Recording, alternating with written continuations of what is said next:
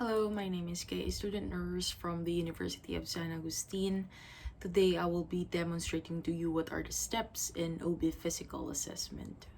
First, I will be introducing myself to the client. Then, we must identify the client's name and also the birth date. This ensures us that the right person will be receiving the right treatment. Next would be to assemble all the equipments needed, such as stethoscope, thermometer, or the things that we will be using in getting the vital signs. Hand washing before and after meeting our client. Fifth is to determine the baseline data. This will be the time that we will be getting the vital signs, such as the blood pressure, the temperature, the pulse rate, and respiratory rate. Note for overall impression of a woman's health and well-being. Observe the manner in which the woman's health dresses, the way she speaks, her body posture. Inspect of signs of careless hygiene, unwashed hair, inappropriate or soiled clothing, and sad facial expressions. Mrs. P seems to be taking good care of her body. Her hair looks healthy, shiny, and bouncy looking. Her clothes are in the right condition, looks clean and proper. Her facial expression says that she is willing to participate in the assessment. Inspect skin. Note hyperpigmented areas associated with pregnancy.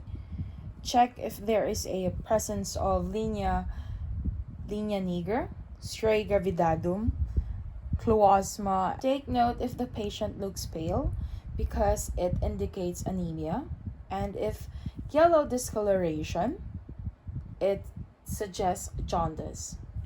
Also, observe for vascular markings and palmar erythema, which are common during the pregnancy. Inspect the hair and the nails. Growth of hair and nails are increasing and continuous. You can also do the capillary refill test. For the head and the scalp, inspect for symmetry and normal contour. Inspect for symmetry and normal contour, and also palpate for tenderness. Inspect for hair distribution, thickness, excessive dryness, or oiliness. Important to check because maybe alopecia and vitamin deficiency can occur. Inspect for presence of lesion, dandruff, and masses.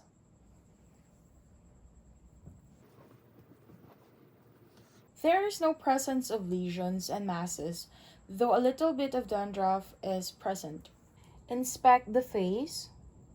Check for mass of pregnancy. Note the color or the pigmentation.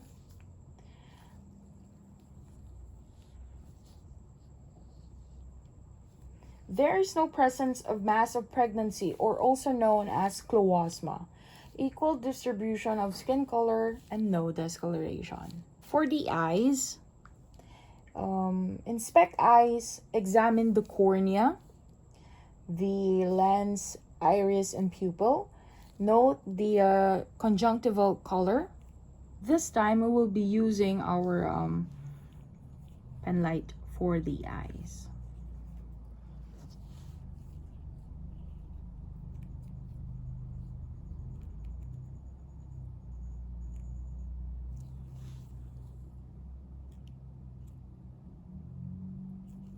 The eye should be equal and round, reactive to light and accommodation. The conjunctival color should be pink, which indicates normal. Also, for the nose, inspect the nose for nasal congestion by using also our pen light.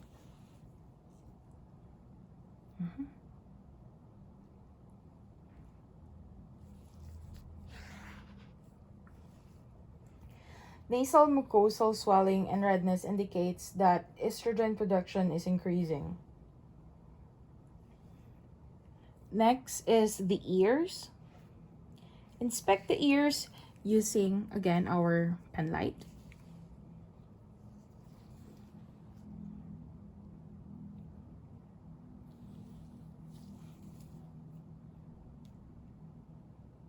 Usually, when it is an adult patient, we should pull it down, down, down, then back,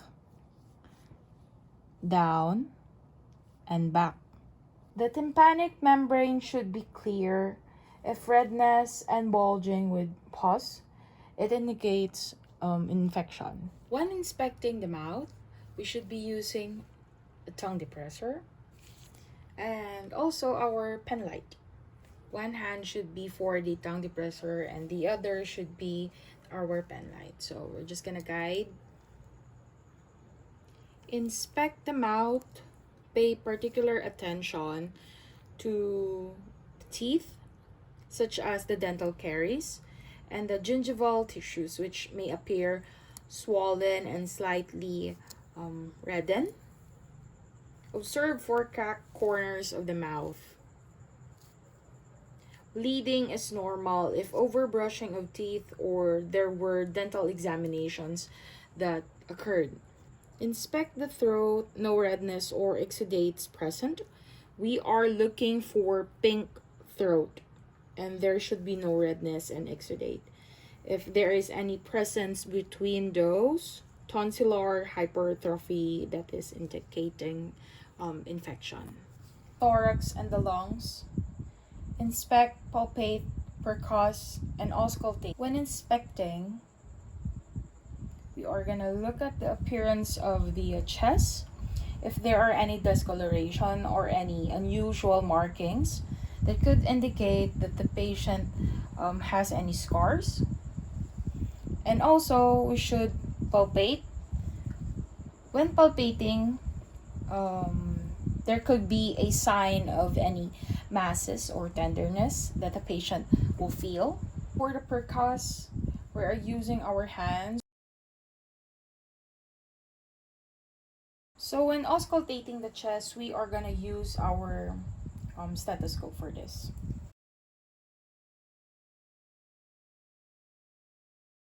Assess respiratory rate and rhythm.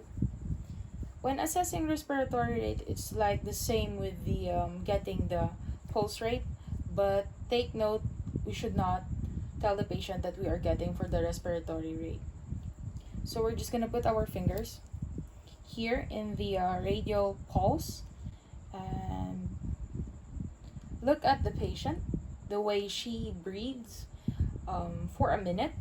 Then we are gonna count it. Take note of the breathing of the patient, the inhale and exhale of the patient for a minute. Next is to auscultate the bilaterally the lung sounds.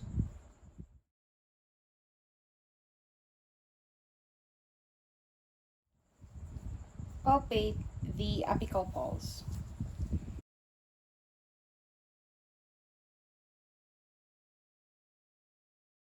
Next is to auscultate for heart rate, presence of occasional murmur and palpitations.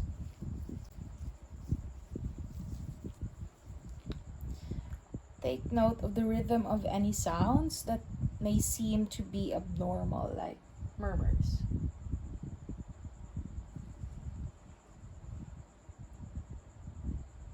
Okay. For the breast, inspect and palpate the breast and nipple for symmetry and color. We can also use our dorsal part of the hand to assess the temperature of the breast. Is it cold? Is it warm? Is it too hot? Because that could indicate some abnormalities such as swelling or an inflammation that is occurring to the breast of the mother or to the patient. The breasts are more sensitive to touch. The size increase and nodular colostrum is present, excreted, and hyperpigmentation of the nipples and the areola is evident. There are different types of nipples. There are inverted and inverted. Inverted is going inward. The nipples are inward, while the everted is like protruding outside. Also, we should observe for exaggerated lumbar curves. Lordosis happens. Inspect the abdomen. Ask the client to recline with the pillow under her head. Okay, Mrs. B, could you be in a supine position or lying position with your knees flexed? Note for stray scars and the shape and the size of the abdomen. If there are any stretch marks that are present, usually it is here on the sides of the abdomen. That is normal. We should also assess the shape and the contour by measuring the fundic height. When measuring for the fundic height, we are going to use our tape measure, and it is usually measured in centimeters. Next is to determine the location, the rate, and the rhythm of the fetal heart. So when doing this, we are also going to need our stethoscope. Then we are going to locate the back of the baby. It should be flat and long. Fetal heart ranges from 110 to 160. That is the normal range. But during the third semester, the fetal heart rate should accelerate. For the external genitalia, note for the hair distribution, the color of the skin, varicosities, and the scars. Pubic hair is present. Color of the skin seems to be normal. Observe for presence of discharges, the odor, the color, and the amount. Inspect the anus and rectum. Note the color, varicosities, lesions, tears or discharge. Mucosa should be pink and intact. There should be no masses, lesions, tears, or discharges. Hemorrhoids or varicose veins may be present. As time goes by, it gets bigger, and later on, the mother will feel uncomfortable. For the extremities, inspect the legs for varicose veins.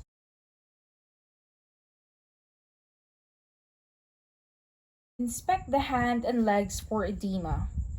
Edema can occur in pregnant women because extra fluid in the body and pressure from the uterus leads to swelling. So when checking for the knee and ankle reflexes, we are going to use our reflex hammer. Observe for waddling gait.